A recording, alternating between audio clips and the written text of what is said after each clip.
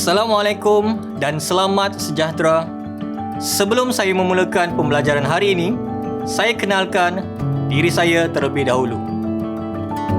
Saya Harith Muhammad Fadela bin Awang Jaya. Saya mengajar di SMK Datuk Loman yang terletak di Kuala Lumpur sejak tahun 2017. Apa khabar murid-murid sekalian?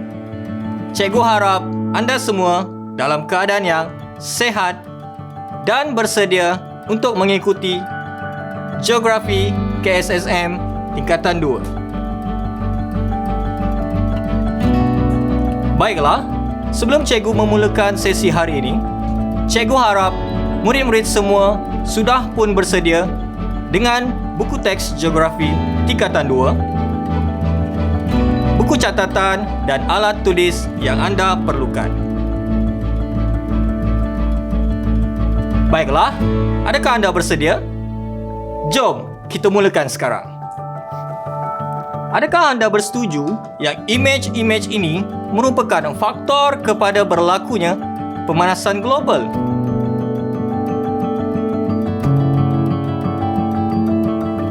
Jika kita perhatikan, ada dari imej-imej ini hampir setiap hari kita lihat.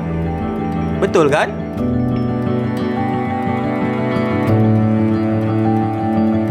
Cikgu berharap selepas habis pembelajaran ini, kita lebih peka terhadap aktiviti yang kita lakukan setiap hari. Baiklah murid-murid, hari ini tajuk pelajaran kita ialah pemanasan global. Murid-murid sekalian, sebelum cikgu teruskan, marilah kita lihat dahulu objektif pembelajaran hari ini. Saya berharap di akhir pembelajaran, murid-murid akan dapat: pertama, menyatakan konsep pemanasan global. Kedua, memberi contoh faktor-faktor yang menyebabkan pemanasan global.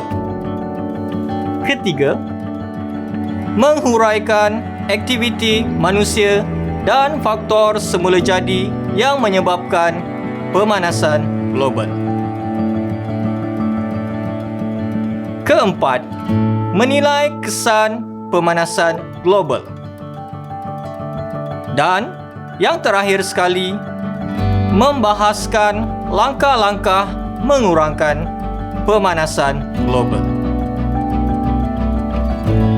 Bagi memudahkan murid-murid untuk membuat rujukan, murid-murid bolehlah merujuk kepada bab 9 dalam buku teks Geografi KSSM Tingkatan 2 dari muka surat 136 sehingga 145. Murid-murid, sebelum kita pergi kepada maksud pemanasan global, alangkah eloknya kita memahami maksud global itu terlebih dahulu. Global membawa erti meliputi, mempengaruhi atau mengenai seluruh dunia. Oleh yang demikian, pemanasan global ialah peningkatan suhu atmosfera bumi secara berterusan akibat daripada kesan rumah hijau yang melibatkan pertambahan gas seperti karbon dioksida, klorofluorokarbon dan bahan-bahan pencemar lain. Secara ringkasnya, dapat dikatakan yang pemanasan global ini ialah keadaan di mana suhu bumi meningkat di seluruh dunia. Murid-murid, adakah anda masih mengingati isi pelajaran dalam bab 4? Sebenarnya, anda telah pun mempelajari apa itu kesan rumah hijau. Jom kita imbas kembali. Murid-murid, sila perhatikan imej tersebut. Kesan rumah hijau menyebabkan peningkatan suhu bumi akibat daripada banyak haba yang terperangkap di dalam atmosfera. Jika murid-murid lihat imej tersebut, sebahagian haba terperangkap oleh gas rumah hijau. Ini yang menyebabkan bumi kita semakin panas. Baiklah murid-murid, sebelum cikgu meneruskan pelajaran, cikgu ingin bertanya, apakah yang dimaksudkan dengan pemanasan global? Ya, betul tu. Pemanasan global ialah keadaan di mana suhu bumi meningkat di seluruh dunia akibat daripada pertambahan gas seperti karbon dioksida. Tahniah, nampaknya murid-murid memberikan tumpuan yang baik. Murid-murid, mengapakah pemanasan global ini berlaku? Terdapat beberapa faktor yang menyebabkan pemanasan global ini berlaku. Faktor-faktor tersebut boleh dibahagikan kepada dua, iaitu aktiviti manusia dan juga semula jadi. Baiklah murid-murid, mari kita bincangkan faktor aktiviti manusia. Aktiviti manusia seperti pertanian yang menggunakan racun serangga dan baja kimia secara berlebihan akan membebaskan gas-gas seperti metana dan nitrus oksida. Selain daripada itu, penggunaan bahan api fosil dalam kenderaan bermotor dan aktiviti perindustrian meningkatkan lagi pembebasan gas rumah hijau seperti karbon dioksida dan karbon monoksida. Murid-murid, aktiviti penyahutanan menyebabkan kekurangan tumbuhan yang boleh digunakan untuk mengimbangi kadar karbon dioksida di udara.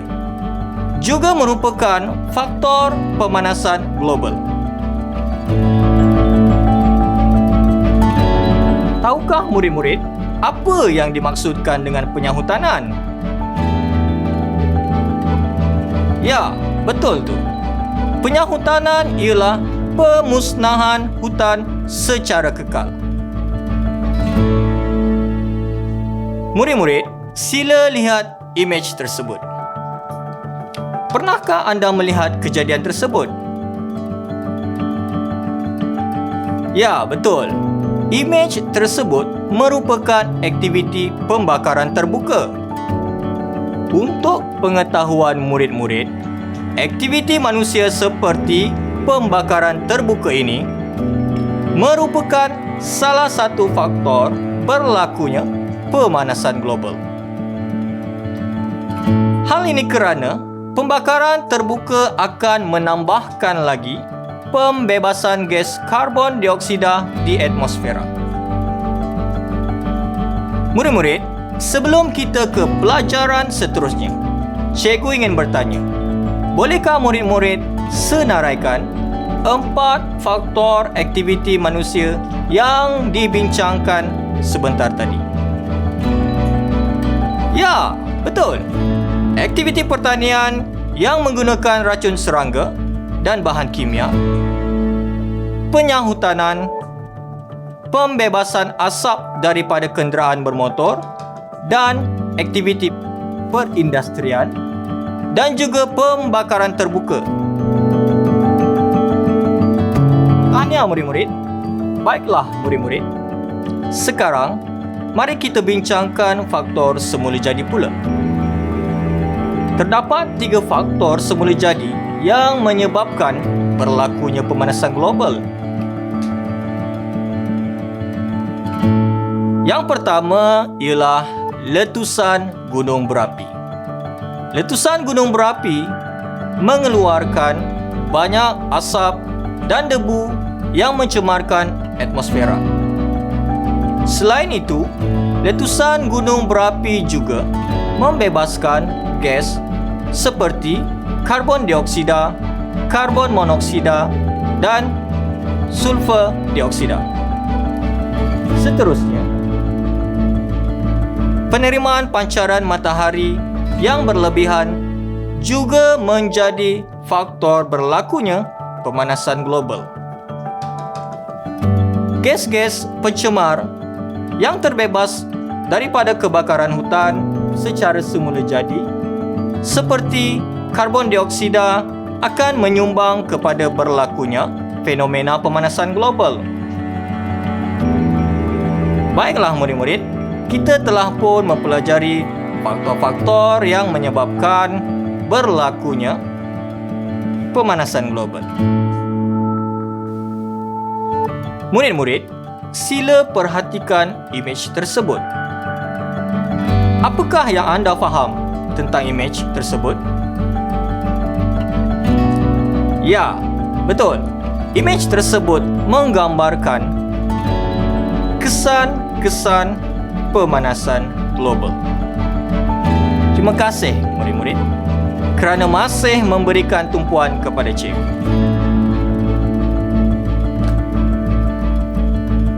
Jom kita bincangkan kesan pemanasan global.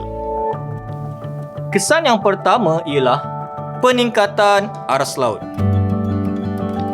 Murid-murid, apakah punca peningkatan aras laut ini? Ya, betul tu. Peningkatan aras laut ini disebabkan oleh peningkatan suhu air laut yang kemudiannya menyebabkan pencairan ais di kutub.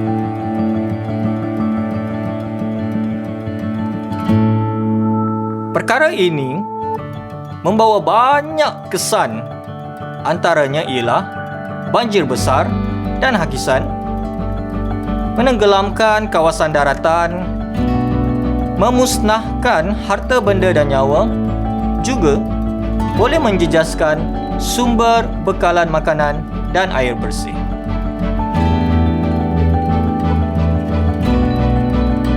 Kesan yang kedua ialah kemerosotan sumber makanan.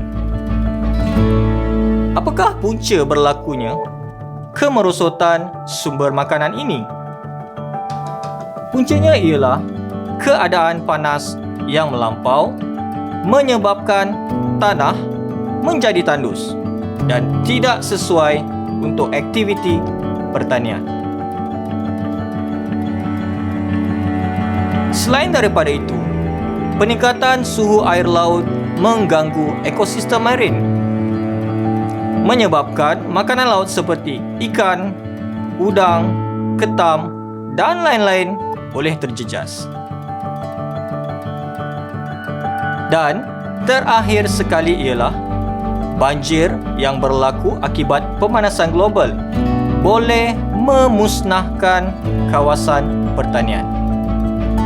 Kesemua ini akan menyebabkan berlakunya kemerosotan sumber makanan yang akhirnya dapat mengancam sumber makanan dunia. Murid-murid, pemanasan global juga menyebabkan gangguan cuaca berlaku. Pemanasan global boleh mengakibatkan banjir, ribut, ombak besar dan juga taufan. Seterusnya, taburan hujan juga menjadi tidak menentu. Ada kawasan yang mengalami kemarau yang teruk yang akhirnya membawa kepada kepupusan flora dan fauna. Peningkatan suhu ini boleh mengakibatkan jerebu mudah terbentuk akibat daripada udara yang menjadi kering. Murid-murid, pemanasan global juga memberikan masalah kesihatan kepada manusia. Pemanasan global dapat meningkatkan risiko pelbagai penyakit yang berkaitan dengan haba seperti katarak, dan kanser kulit. Murid-murid, selain daripada itu, gelombang haba berisiko boleh menyebabkan strok haba dan dehidrasi, seterusnya boleh menyebabkan kehilangan nyawa berlaku.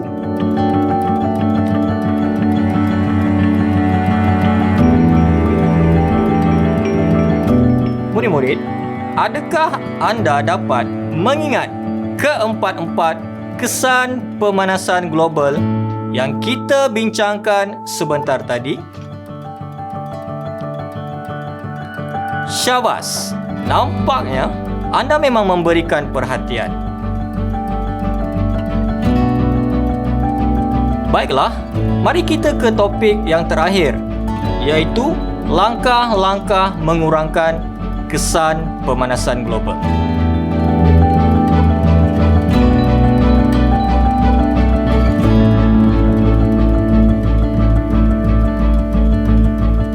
Murid-murid, sila lihat imej tersebut. Apakah yang anda dapat katakan tentang imej yang dipaparkan? Ya, betul. Itu ialah imej berkenaan dengan kitar semula. Baiklah, langkah pertama untuk mengurangkan kesan pemanasan global ialah dengan mengamalkan amalan 5R. Murid-murid, adakah anda tahu apa itu 5R? 5R ialah rethink, repair, reuse, reduce dan recycle.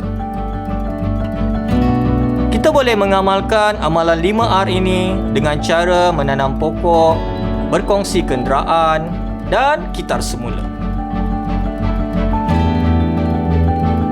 Selain daripada amalan 5R, kita juga boleh menggunakan tenaga mesra alam seperti tenaga suria untuk menggantikan bahan api fosil. Murid-murid, disebabkan pemanasan global ini melibatkan seluruh dunia, maka negara-negara di dunia perlu mengamalkan kerjasama serantau bagi mengurangkan pembebasan gas rumah hijau. Sebagai contohnya, Protokol Kyoto pada tahun 1997 telah ditandatangani dan dipersetujui oleh 141 buah negara dalam usaha menangani masalah perubahan suhu global.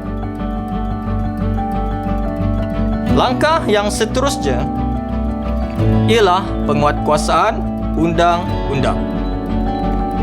Terdapat beberapa undang-undang yang digubal untuk menjaga alam sekitar daripada terganggu. Sebagai contohnya ialah Akta Perhutanan Negara 1984 dan Akta Kualiti Alam Sekeliling Pindaan 2012. Yang terakhir ialah melalui pendidikan alam sekitar. Pendidikan alam sekitar ini boleh diserap di peringkat sekolah dan komuniti, sebagai contohnya mata pelajaran geografi. Baiklah murid-murid semua, sebelum cikgu memberikan beberapa tips yang boleh kita lakukan untuk mengurangkan pemanasan global, cikgu ingin bertanya, bolehkah murid-murid menyebutkan salah satu langkah untuk mengurangkan kesan pemanasan global? Betul, tahniah murid-murid semua.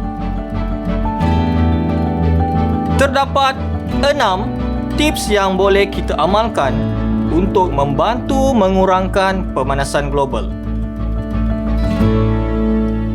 6 tips tersebut ialah mengamalkan amalan 5R,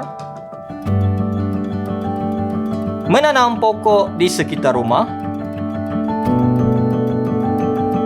menggunakan barangan elektrik jimat tenaga, menggunakan pengangkutan awam,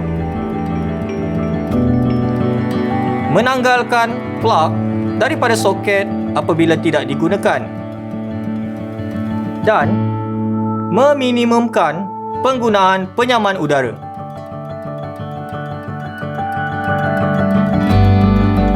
Baiklah murid-murid, kita sudah pun menghampiri penghujung sesi pembelajaran kita pada hari ini. Sebelum itu, cikgu ingin menguji pemahaman murid-murid terhadap topik yang dipelajari pada hari ini. Apakah fenomena yang menyebabkan berlakunya pemanasan global? Tepat sekali. Fenomena yang menyebabkan berlakunya pemanasan global ialah kesan rumah hijau.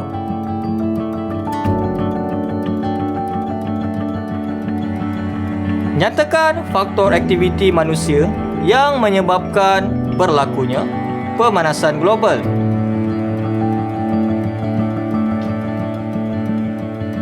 Bagus murid-murid. Faktor-faktor aktiviti manusia ialah seperti aktiviti pertanian yang menggunakan racun serangga dan baja kimia, penyahutanan, pembebasan asap kenderaan dan aktiviti perindustrian, dan juga pembakaran terbuka.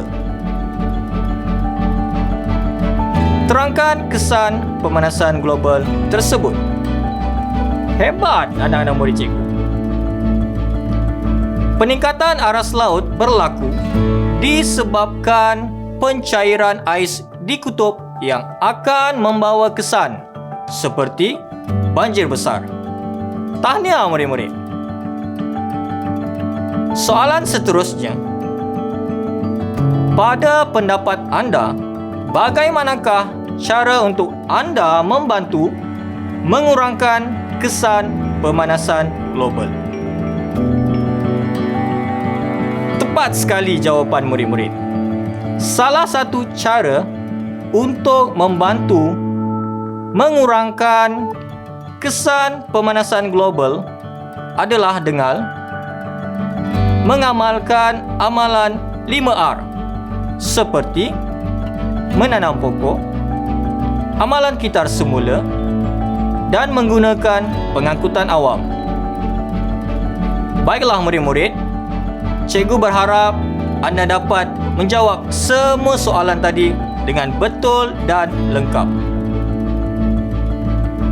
Murid-murid, mari kita imbas kembali pelajaran hari ini. Pada hari ini, murid-murid telah memahami konsep pemanasan global. Seterusnya, murid-murid telah didedahkan kepada faktor dan kesan pemanasan global. Dan akhir sekali, murid-murid telah mempelajari langkah-langkah untuk mengurangkan kesan pemanasan global.